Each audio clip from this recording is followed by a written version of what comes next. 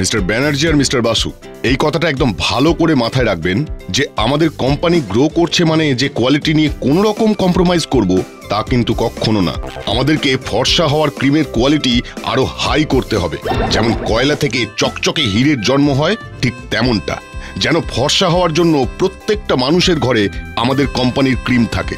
M I clear mister Banerjee and Basu? Yes sir.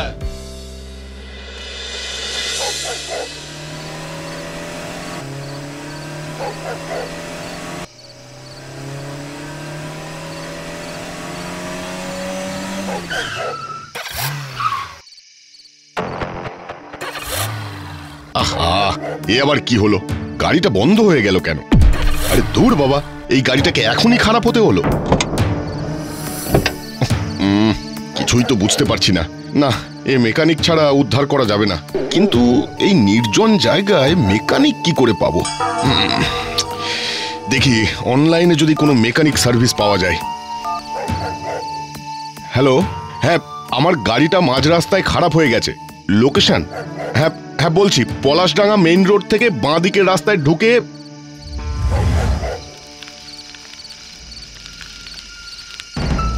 ও, আপনি এসে গেছেন? একটু তাড়াতাড়ি গাড়িটা দেখে দিন না, স্টার্টই নিচ্ছে না। আচ্ছা দেখছি, আপনি গাড়ির ভিতরে যান। আরে সজল, তুই? আরে হেমন্ত, বাবা তুই তো বেশ বড় মানুষ হয়ে গেছিস রে।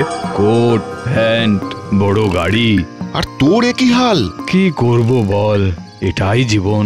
না, এটা জীবন নয়। জীবনটাকে একটু প্র্যাকটিক্যালি ভাব। সেদিন যদি আমার সাথে ওই ব্যবসা করতিস তাহলে আজ আর তোকে মেকানিকের কাজ করতে হতো না। না রে, ওটা আমার নীতির বাইরে। ওই ব্যবসা আমি করতে পারতাম না। নীতি, এথিক্স, তাতে লাভ কি হলো? দেখ নিজের হাল। আজ থেকে 15-16 বছর আগে যখন আমরা প্রথম ব্যবসা শুরু করেছিলাম তখন তোকে বলেছিলাম এই ব্যবসা ছেড়ে ওই ব্যবসায় চল, মনে পড়ে?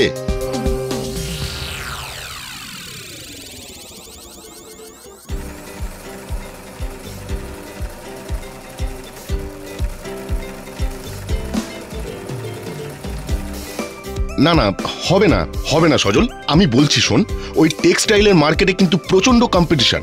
আমাদের ডাল ভাতেই জীবন কাটাতে হবে। এই জামা কাপড়ের ব্যবসায় সেই মুনাফা নেই রে। মানে কি বলতে চাইছিস? বলছি এই ব্যবসা ছেড়ে কসমেটিক্সের ব্যবসা করি চল। ফর্সা হওয়ার ক্রিমের ব্যবসা এখন কিন্তু মার্কেটে দারুণ চাহিদা। আর কোম্পানির মালিককেই দেখ, ফর্সা, লম্বা, হ্যান্ডসাম। আমি না হয় কোম্পানির মুখ হব আর তুই না হয় পেছনেই থাকলি। ও, আমি কালো বলে? আরে ধ্যাৎ, ইয়ার কি মারলাম, মাইন্ড করছিস কেন? এসব ছাড়। শোন না শোন না, আমি কি বলছি শোন না। ফর্সা হওয়ার ক্রিমের মার্কেট কিন্তু অনেক বড়। একবার যদি আমরা ফর্সা হওয়ার ক্রিম মার্কেটে ঢুকিয়ে দিতে পারি তাহলে কিন্তু দারুণ লাভ হবে। না হেমন্ত, আমি সারা জীবন কম পয়সা উপার্জন করে কাপড়ের ব্যবসা করব, কিন্তু বড়লোক হওয়ার জন্য আমার নীতির বাইরে যেতে পারবো না। সরি। আরে ধুর, ব্যবসায় নীতিভীতি চলে না। ব্যবসা শুধু টাকা দেখে, টাকা। আর তোর দ্বারা ব্যবসা হবে না। শোন হেমন্ত, এসব ফর্সা হওয়ার ক্রিমের ব্যবসা ছাড়। আরে তোকে একটা গুড নিউজ দিই, আমাদের কোম্পানি প্রথমবার 1.5 লাখ শার্টের অর্ডার পেয়েছে। এটাই আমাদের কোম্পানির সমস্ত টাকা লেগে যাবে, কিন্তু লাভ হবে ভালোই। অর্ডারটা পরশুর মধ্যে ডেলিভারি করতে হবে। তাই ওসব ছাইপাঁশ ক্রিমের কথা মাথা থেকে বের করে এই অর্ডারটাই মন দে। আমি উঠলাম আজ, তুই যাবি তো? তুই যা, আমার কিছু কাজ আছে। আমি সজলকে কলেজ বেলা থেকেই চিনি। ও যা জেদি ছেলে, যখন একবার না করেছে তখন ওকে কিছুতেই রাজি করানো যাবে না। তাই জিততে হলে উল্টো ভাবে খেলতে হবে।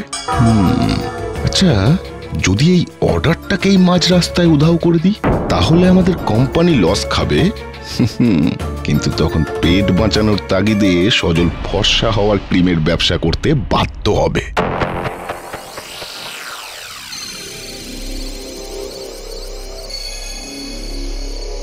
এই তো হেমন্ত বাবু, কি জলদি জলদি আমাদের ডাকলেন কেন? কাজ আছে। পরশু একটা ট্রাক বেরোবে আমাদের কারখানা থেকে ঠিক রাত 9টায়।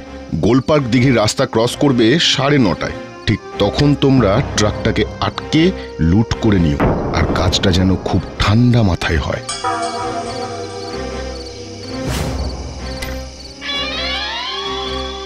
এখন দিলাম হাফ টাকা, কাজ হওয়ার পর পুরোটা পাবে। কি জিনিস কাকা, নিজের কোম্পানির মাল নিজেই লুট করাচ্ছে। যাক বাবা, ফাইনালি আমাদের এত বড় অর্ডারটা ডেলিভারি করতে পারছি। এত তাড়াতাড়ি আনন্দ করিস না বন্ধু, আগে মালগুলো পৌঁছে যাক, তারপর তো সেলিব্রেশন। আরে মাত্র তো 15 কিলোমিটারের পথ, ও হুশ করে চলে যাবে। চল অফিসে গিয়ে বসে 1 কাপ করে কফি খাই।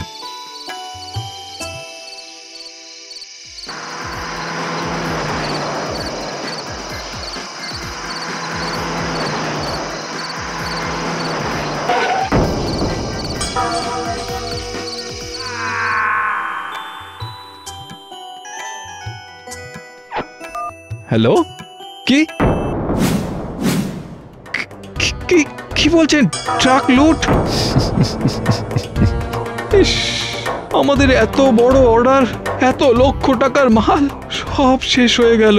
সজল সজল দেখ, এরকম অ্যাক্সিডেন্টাল ঘটনা তো হতেই পারে, এতে কারোর হাত নেই, বিশ্বাস কর। তোকে আগেই বলেছিলাম এই ব্যবসা আমাদের বাঁচাবে না। তাহলে চল এবার আমরা ফর্সা হওয়ার ক্রিমের ব্যবসাটাই শুরু করি, কি বলিস? না ভাই, আমি খেতে না পেয়ে মরবো, কিন্তু ওই মিথ্যে ফর্সা হওয়ার ক্রিমের ব্যবসা করব না। থাক তুই তোর নীতি নিয়ে, আমি চললাম আমারটা বুঝে নিতে। আমি তোর মতো না খেয়ে মরতে চাই না।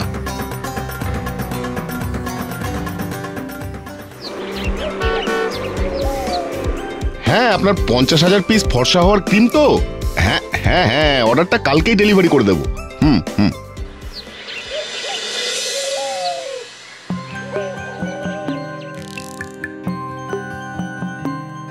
কেন যে তুমি হেমন্তদার কথা শুনে ফর্সা হওয়ার ক্রিমের ব্যবসাটা করলে না, কে জানে। দেখো, এই কালো, ফর্সা, রোগা, মোটা, এই সব কিছুর উপরে মানুষের পরিচয় কিন্তু মানুষ। তাই এমন কিছুর ব্যবসা আমি করব না যেটা আমার নীতির বাইরে। কি হবে শুনি এসব নীতি মেনে? মেয়ের খাবার শেষ হয়ে আসছে, 5 মাসের ভাড়া বাকি। বাড়িওয়ালা বলে গেছে এই মাসে টাকা শোধ না করলে আমাদের বাড়ি ছাড়া করবে। হোক, কিন্তু আমি মরে গেলেও ফর্সা হওয়ার ক্রিম বেচবো না। ঠিক আছে, থাকো তুমি তোমার নীতি নিয়ে, আমি মেয়েকে নিয়ে চললাম বাপের বাড়ি।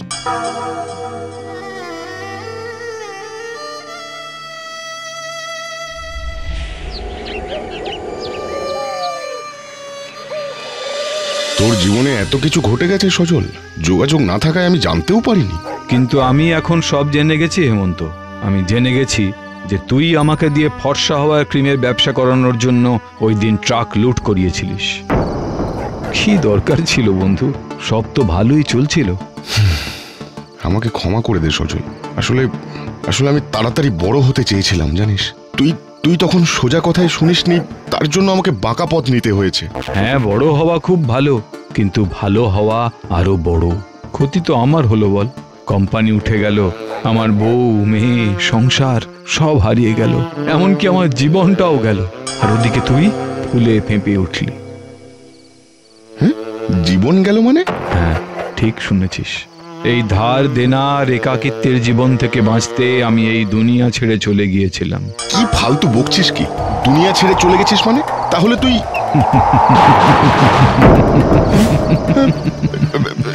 না না না না, আমাকে ছেড়ে দে প্লিজ, প্লিজ আমাকে মারিস না। শাস্তি আমি তোকে দেবই, কিন্তু তোকে আমি প্রাণে মারব না, কারণ মৃত্যুই একমাত্র প্রতিশোধ নয় বন্ধু। না না, বাঁচাও বাঁচাও বাঁচাও।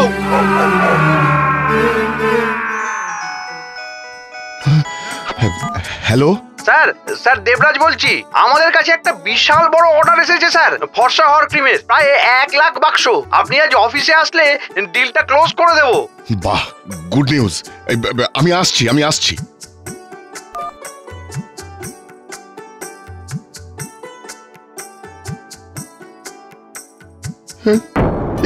কি আমি কালো হয়ে গেছি? মানে এতক্ষণ আমি স্বপ্ন দেখছিলাম না?